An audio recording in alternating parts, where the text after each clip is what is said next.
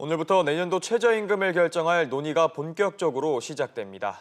당정청에서는 최저임금 인상 속도 조절론이 제기되고 있는데요. 최저임금 논의와 그 전망, 오수영 기자와 함께 자세히 알아보겠습니다.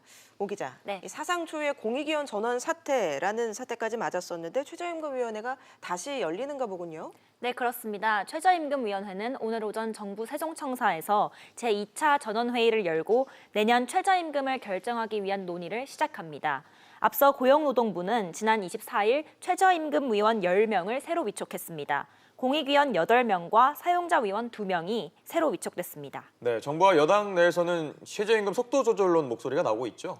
네, 어제 이재갑 고용노동부 장관은 중소기업인들을 만난 자리에서 경제와 고용 상황, 생계비 등을 종합적으로 고려해서 합리적으로 최저임금 심의가 이뤄지도록 최선을 다해 지원하겠다고 밝혔습니다. 예. 최저임금 인상과 관련해 걱정이 많다는 것을 잘 알고 있다면서 전문성과 중립성을 기준으로 공익위원들을 새로 위촉했다고 덧붙였는데요. 이번에 새로 위촉된 공익위원들은 경제 경영을 전공한 학자들의 비중이 늘어났기 때문에 그 여건도 조성됐다는 분석이 나옵니다.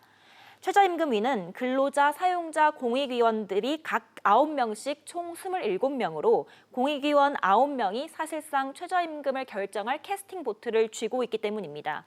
여당 내에서도 경기 분위기에 획기적인 반전을 위해 내년 최저임금을 동결해야 한다는 의견들이 쏟아져 나오고 있습니다.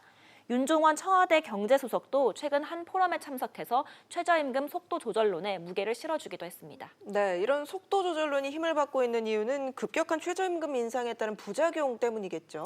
네, 그렇습니다. 지난 1분기 성장률이 마이너스를 기록했습니다. 1분기 GDP 변동률이 지난 10년간 가장 낮은 마이너스 0.03%였는데요.